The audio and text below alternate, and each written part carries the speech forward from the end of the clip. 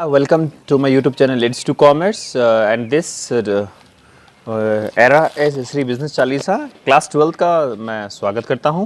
Class 12 students, आप सबको बता दूं, आज हम शुरू कर रहे हैं चैप्टर नंबर 2, नाम है प्रिंसिपल्स ऑफ मैनेजमेंट। और आज हमारा जो है वो हेनरी फेल्स के प्रिंसिपल चल रहे हैं, जिसका कि हमारी चौपाई है दादू you are so spicy. So आज हम पढ़ रहे हैं सी से क्या है, centralisation and decentralisation. Very important, very typical, very very high important. बहुत मुश्किल है, बच्चों सॉल्व नहीं होता, ध्यान से देखिए। सेंट्रलाइजेशन का मतलब क्या होता है कि जो हमारी अथॉरिटी मतलब जो पावर होती है वो कुछ ही हाथों में होती है और वो सिर्फ टॉप लेवल में होती है। जबकि डिसेंट्रलाइजेशन के अंदर क्या होता है, जो पावर होती है वो हर लेवल पे बढ़ती है। ध्यान रखना, हर लेवल और टॉप लेवल। सेंट्रलाइजेशन में सिर्फ टॉप लेवल में होती है और डिसेंट्रलाइजेशन में हर लेवल पे होती है। फ्यूल कहता है कि अगर एक कंपनी है या तो कंप्लीट सेंट्रलाइज्ड हो या फिर वो कंप्लीट डिसेंट्रलाइज्ड हो। ओके, ऐसा भी हो सकता है, कॉम्बिनेशन होना चाहिए दोनों का, पर डिपेंड करता है साइज और नेचर की संस्थाओं में। मेरी बात ध्यान सुनिएगा, कॉम्बिनेशन हो सकता है लेकिन डिपेंड करता है नेचर और साइज पे। ओके, अगर कहता है स्मॉल संस्था हो तो आप सेंट्रलाइज्ड जो है वो टेक्निक लगाएं, और अगर आपकी लार्ज संस्था हो तो आप डिसेंट्रलाइज्ड टेक्निक लगाएं। बात समझ में आ गई होगी। सेकेंडली, अगर हमारे एम्प्लॉय अच्छे, इफिशिएंट और कॉम्पिटेंट है तो आप डिसेंट्रलाइज लगाएं, लेकिन अगर हमारे एम्प्लॉय नॉट फुली डेवलप्ड है तो आप सेंट्रलाइज लगाएं। फेओल ने यह भी कहा है कि एडवाइस दी है कि आप कंप्लीट सेंट्रलाइज और कंप्लीट डिसेंट्रलाइज ना लगाएं, दोनों का कॉम्बिनेशन रखें। ये फेओल की तरफ से बात रखी गई है। एग्जाम्पल देखिए, पंचायत हमारी कंट्री में कुछ पावर दे दिए गए हैं कि फंड कैसे लगाना है गवर्नमेंट का गांव के भले के लिए। तो ये होता है decentralisation at the national level. बात समझ में आ गई? ओके, इसके पॉजिटिव इफेक्ट्स क्या है? First, benefit of centralisation and decentralisation.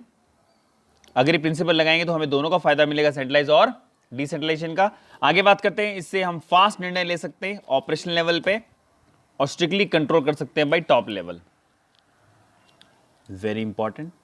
आगे बात करते हैं, अगर ये हम लोग प्रिंसिपल नहीं लगाए तो क्या होगा? तो कंप्लीट सेंट्रलाइजेशन से क्या होगा? हमारा डिसीजन डिले होगा, बिकॉज सिर्फ टॉप लेवल ही ले पाएगा, छोटे लोग अपना काम नहीं कर पाएंगे। लेकिन कंप्लीट डिसेंट्रलाइजेशन से भी हमारा जो है अथॉरिटी मिसयूज होगी। वेरी वेरी इंपॉर्टेंट, यहां से क्वेश्चन आने की संभावना। अच्छा, डिफरेंस बच्चों आप खुद कर लें, वेरी इंपॉर्टेंट, मैं बार बार कह रहा हूं, बहुत इंपॉर्टेंट है। और कीवर्ड्स की बात करें तो हम देख सकते हैं कॉम्बिनेशन ऑफ दोनों, कॉम्बिनेशन होना चाहिए सेंट्रलाइजेशन और डिसेंट्रलाइजेशन। ओके, की decision should be taken by top, सीधी सी बात है, मेन जो निर्णय लेने होंगे वो टॉप लेवल लेंगे और रूटीन निर्णय जो होंगे वो हमारे मिडिल और लोअर लेवल लेंगे। सो फाइनली केस स्टडी आप कर लेंगे। अगला हमारा जो टॉपिक है उसको हम स्टार्ट करते हैं, प्रिंसिपल ऑफ स्केलर चेन। ये क्या है? Again it is also technical. क्या है इसके बारे में देखते हैं। स्केलर चेन्स एक लाइन ऑफ अथॉरिटी है, chain of superior from highest to lowest rank. Very important, यहां से ले चेन, ये एक चेन है, superiors from highest to lowest rank के उनकी चेन है। ओके, फ्यूल कहता है चेन जो फॉलो होना चाहिए, हर संस्था में चेन होनी चाहिए, सारी सूचना जो है वो पास होनी चाहिए इस चेन से। वेरी इंपॉर्टेंट, सूचना, इंफॉर्मेशन जो पास होनी चाहिए इस चेन से। ऐसा नहीं होना चाहिए स्किप आप कर दें, एक भी आप स्किपिंग नहीं करेंगे, नो स्किपिंग, कुछ भी अलाउड नहीं है। स्किपिंग मतलब छोड़ना। एग्जाम्पल पढ़ेंगे, बहुत बढ़िया तरीके से समझ में आएगा डायग्राम के साथ। ये डायग्राम आपको एग्जाम में बनाना है, जब आप समझ में आ जाए प्रिंसिपल स्केलर चेन के बारे में बात हो रही है तो आपको डायग्राम से प्रेजेंट करना है। ओके, सो बात करते हैं according to scalar chain principle scalar chain principle अनुसार E want to contact O. जरा देखें ई का, ये रहा ई ओ से कॉन्टेक्ट करना चाहता है, तो देखो ई से, लेकिन यहाँ कॉन्टेक्ट का रास्ता नहीं, से ऊपर से नीचे से देखते हैं तो वो कैसे जाएगा? ई जाएगा डी के पास, सी के पास, बी के पास, ए के पास, ए से एल एम एन ओ, ऐसे घूम के आएगा। यहाँ कोई रास्ता नहीं है, ये पहाड़ है, ऐसे चढ़ना पड़ेगा, ऐसे उतरना पड़ेगा। ओके, तो if this chain is broken then there are the chances of communication gap. अगर ये चेन ब्रोक हो जाएगी, टूट जाएगी, तो यहाँ पर कम्युनिकेशन गैप आएगा, मतलब बातचीत में अंतर आएगा संस्थाओं में। But some time the following scalar chain becomes a long process. Again, लेकिन कभी कभी ऐसा होता है लॉन्ग प्रोसेस है, बिल्कुल लॉन्ग है यार, आप देख पा रहे हैं कहां से पहाड़ों से यूं चढ़ना, पूरा ऊपर से वहां से नीचे उतरना। कुछ इंपॉर्टेंट इंफॉर्मेशन अगर हमें पास करनी हो, वेरी वेरी वेरी इंपॉर्टेंट बात, अगर इंपॉर्टेंट इंफॉर्मेशन है और वो आपको पास करनी है और आपको डिले नहीं करना, फटाफट पास करनी है, इमरजेंसी है, तो फेयोल ने बोला है कि हम एक फट्टा लगाएंगे, फट्टा, उसका नाम है gang plank. Okay, very important question आता है एग्जाम में। क्या है जो सूचना जल्दी पहुंचाने रास्ता, वो है गैंग प्लैंक। गैंग प्लैंक हमें परमिट करता है कि सीधी बात हम कर सकते हैं, डायरेक्ट बात कर सकते हैं एम्प्लॉयज डिफरेंट पोजीशन पे विदाउट स्केलेट चेन। ये गैंग प्लान मदद करता है स्केलेट चेन फॉलो नहीं करने, सीधी बात कर सकते हैं। एग्जांपल देखिए दूसरे डायग्राम में, अगर ई चाहता है ओ से बात करना, अगर ई चाहता है ओ से बात करना, ये देखो ये फट्टा लगा दिया, टिक टिक टिक टिक टिक टिक, ये है गैंग प्लान। समझ में आ गई बात? तो सीधी बात कर सकता है ई ओ से। अब E D C A B नहीं जाना, सीधी बात करना ई से ओ। तो डायरेक्टली कम्युनिकेशन के लिए हम गैंग प्लैंक बनाते हैं। Generally worker can not directly communicate with CEO, but through the gang plank it is possible. Okay, तो गैंग प्लैन से पॉसिबल है। अब पॉजिटिव इफेक्ट प्रिंसिपल का, अगर हमें सिस्टमेटिक फ्लो करना है, मतलब स्टेप बाय स्टेप जाना है, तो हम ये लगा दें स्केलर चेन। इससे कोई भी बातचीत में फर्क नहीं आएगा।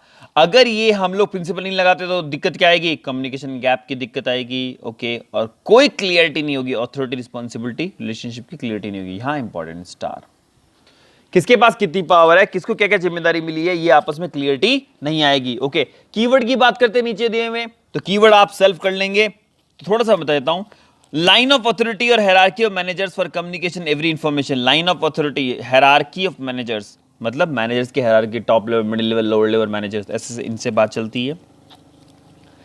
रिपोर्ट टू इमीडिएट बॉस को रिपोर्ट करना पड़ता है, ऑर्डर लेना पड़ता है, सबऑर्डिनेट को देना पड़ता है, कोई अर्जेंट वर्क होता है तो गैंग प्लान लगाते हैं। तो finally we have done with the scalar chain also. So move करते हैं आगे, नेक्स्ट। ओके, बात करते हैं केस स्टडी, आप घर पे कर लेंगे सेल्फ बच्चों, बताने की जरूरत नहीं है। चलते बात करते हैं प्रिंसिपल ऑफ ऑर्डर क्या है। ऑर्डर, जज बोलता है ऑर्डर ऑर्डर, वो ऑर्डर नहीं भाई। ऑर्डर का मतलब जैसे रसोई में मम्मी का सारा सामान जचाया हुआ रहता है, देखा होगा रसोई आपने, है ना, सब चीज एक तरफ, मसाला एक तरफ, चीनी चाय पत्ती डब्बे एक तरफ, जो सेटअप होता है पूरा, चीजें व्यवस्थित होना, उसको बोलते हैं ऑर्डर। चलिए पढ़ते हैं, बहुत अच्छा प्रिंसिपल है। इस प्रिंसिपल में इसका मतलब कमांड नहीं है कि ओए चल मेरे लिए ठंडा पानी लेके आ मेरे छोटू भाई, ऐसा नहीं। यहां ऑर्डर का मतलब कमांड नहीं है, यहां ऑर्डर का मतलब है ऑर्डरली अरेंजमेंट ऑफ मैन, गोला लगा दो, और मटेरियल। जैसे ये देखो, फोटो देखो, स्टोर की दिख रही होगी, स्टोर में सामान पड़ा है, लोग जाते हैं, रिलायंस स्टोर हो गया, बिग बाजार हो गया, आप जब जाते हैं सामान सारा जचा हुआ पड़ा रहता है, तो उसी को बोलते हैं। और वहां पर लोग खड़े होते हैं, आपको पूछते हैं बताइए क्या हेल्प कर सकते हैं, आपको क्या चाहिए, उसको बोलते हैं प्रिंसिपल ऑफ ऑर्डर। मैन और मटेरियल जब अपनी फिक्स जगह को होंगे, फिक्स जगह पे एवरीथिंग एवरीवन और सब कुछ चीजें सेटअप होगा, तो उसी को बोलते हैं ऑर्डरली। फेयोल कहता है फिक्स जगह होनी बहुत जरूरी है मटेरियल की, और फिक्स जगह होने से कैबिन वैबिन जहां लोग रहते हैं उनकी फिक्स होनी चाहिए जगह, बिकॉज उससे टाइम और एनर्जी वेस्ट नहीं होती कि कौन सा मटेरियल और किस आदमी को सर्च करना है। वेरी इंपॉर्टेंट, क्या नहीं होता? टाइम वेस्ट नहीं होता। बिकॉज कोई बोलेगा पहले हमें कोल्ड ड्रिंक कहां थी, बोला पहले स्टोर में उस कोने में थी, अब इस कोने में होगी। ऐसा मत करें, जगह फिक्स करें ताकि टाइम वेस्ट नहीं होगा। चलते हैं आगे, एग्जाम्पल देखिए, अगर एक वर्कर है, उसको जरूरत है किसी टूल की, किसी औजार की, उसको पता होना चाहिए टूल रूम कहां है, तो वो वहां से फटाफट लेके आ जाएगा सुपरवाइजर से, और वो फिक्स होनी चाहिए जगह। ओके, उससे टाइम वेस्ट नहीं होगा। चलते हैं पॉजिटिव इफेक्ट की बात करते हैं प्रिंसिपल की, तो टाइम वेस्ट नहीं होगा किसी को सर्च करने के लिए मैन और मटेरियल की, तो वेरी वेरी इंपॉर्टेंट। जब हम बात करें टाइम वेस्ट नहीं होगा मैन और मटेरियल सर्च करने में, तो लगाएंगे हम लोग प्रिंसिपल ऑफ ऑर्डर। आगे बात करते हैं smooth and systematic working of organisation. अगर संस्था को स्मूथली चलाना और सिस्टमेटिक चलाना है तो ये प्रिंसिपल आपको लगाना पड़ेगा। इसके परिणाम क्या है? अगर ये प्रिंसिपल हम वॉयलेट करेंगे तो टाइम वेस्ट होगा, एनर्जी वेस्ट होगी, मैन मटेरियल समय पे नहीं मिलेंगे, और not able to contact people at the right time, सही समय पे आदमी से कॉन्टैक्ट नहीं कर पाएंगे। तो कीवर्ड्स आप पढ़ लेंगे बच्चों, कोई ज्यादा इंपॉर्टेंट नहीं है, समझ में आ गया ये। चलते हैं आगे नेक्स्ट प्रिंसिपल पे, उसका नाम है प्रिंसिपल ऑफ इक्विटी। चलते हैं, इक्विटी मतलब क्या होता है? सम्मान। कांटा देखो, कांटा बनाया हुआ है, सम्मान तोलो। ओके, सबको एक समान रखो। Equity refers to kind, okay, fair treatment. हर इंसान को ऐसे मत ट्रीट करो तू गोरा है, तू काला है ना, तू तेलुगु है, तू मलयालम है, तू बंगाली है, तू नेपाली है, ऐसा नहीं। Everyone is should be treat equally. Okay, तो आगे हम बात करते हैं बच्चों, यहां क्या लिखा हुआ है, employees will put their maximum efforts only when they are treated with kindness. बिल्कुल सही बात है, एम्प्लॉय अपना बहुत सारा एफर्ट जब लगाएंगे जब उनसे आप प्रेम से, जस्टिस से उनसे बात करेंगे। अगर मैनेजर बायस्ड होगा एम्प्लॉय से डीलिंग करने में, है ना, तो लोग डिससेटिस्फाइड, बायस मतलब किसी अलग अलग व्यवहार अलग अलग व्यक्ति से, तो उससे डिससेटिस्फेक्शन होगा और उससे वो लोग एम्प्लॉय जो है वो अपना कंट्रीब्यूट नहीं करेंगे, क्या अपनी कैपेसिटी मैक्सिमम एफर्ट्स नहीं लगाएंगे। Equity does not mean equal salary, यहां पर इक्वल सैलरी की बात नहीं हो रही, वेरी वेरी इंपॉर्टेंट, पियोन और supervisor, but equity means application of same discipline rules. यहां वेरी इंपॉर्टेंट स्टार लगा रहा हूं बच्चों, एग्जाम में कंफ्यूज मत होना। इक्विटी का मतलब होता है अच्छी तरीके से उनको ढंग से ट्रीट करना, बायस नहीं करना। तो यहां बात हो रही है डिसिप्लिन की रूल्स, छुट्टियों के लीव रूल्स, सब एकदम जो नॉर्म्स बने हुए, आपस में भेदभाव नहीं हो, ग्रेड, पोजीशन और जेंडर को देखकर आपस में अंतर नहीं होना चाहिए।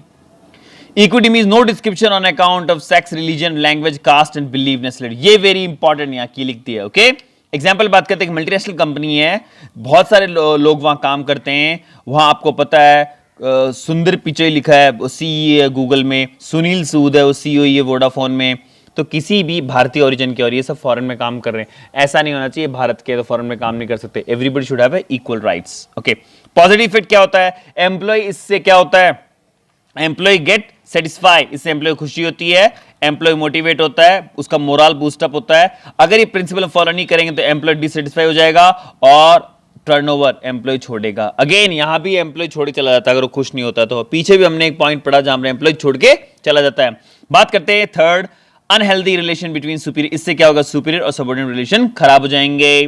तो बात समझ में आ गई है, तो ये कीवर्ड्स आप पढ़ लेंगे। इसी के साथ हमारा प्रिंसिपल ऑफ इक्विटी खत्म होता है। अब आपके 3 प्रिंसिपल बचे हैं, क्योंकि 14 है, ये 11th मैंने पढ़ा दिया है, 12, 13, 14 नेक्स्ट वीडियो में 3 प्रिंसिपल्स मिलेंगे। बच्चों मेरे साथ पढ़िए लेट्स डू कॉमर्स में, और हर केस स्टडीज पूरी कंप्लीट होगी, बिकॉज हम लाइन टू लाइन पढ़ रहे हैं, the best quality we are doing in our studies. Okay, so just watch it, listen it. अब आपको क्या है, बुक लेने की जरूरत नहीं है, बस वीडियो देखते रहो, सुनते रहो और फिर आराम से आपके स्टडी करते रहो। ओके, और नोट्स बनाते रहो। Thank you very much, bye bye. मेरा वीडियो अच्छा लगे लाइक कीजिए, शेयर कीजिए, कमेंट कीजिए, स्टेटस लगाइए, दूसरे बच्चों का भी भला कीजिए। Okay, thank you very much, bye bye.